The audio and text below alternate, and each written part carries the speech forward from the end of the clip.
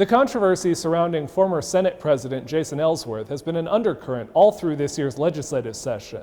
On Tuesday, the Senate reached an agreement on a motion to punish Ellsworth after an ethics investigation. I think this is appropriate.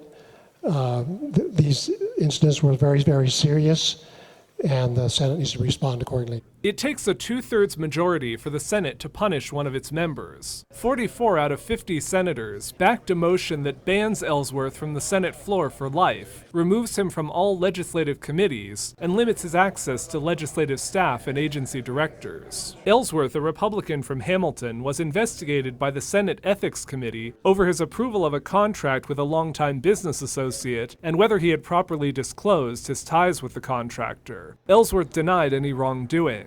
The Senate debated possible punishments a week ago, but lawmakers were stalemated over whether to expel Ellsworth from the Senate or censure him. There was another attempt to unseat Ellsworth Tuesday, which fell well short of the 2/3 needed, failing on a tied vote. In the end, those supporting this punishment said it was the best option to ensure there were consequences for Ellsworth. Senate Minority Leader Pat Flowers told reporters after the vote that most of the Democratic caucus saw the motion as an appropriate punishment. I think generally they thought it was fair. It was farther than we had proposed last week, but pretty darn similar to what we had offered almost a week ago.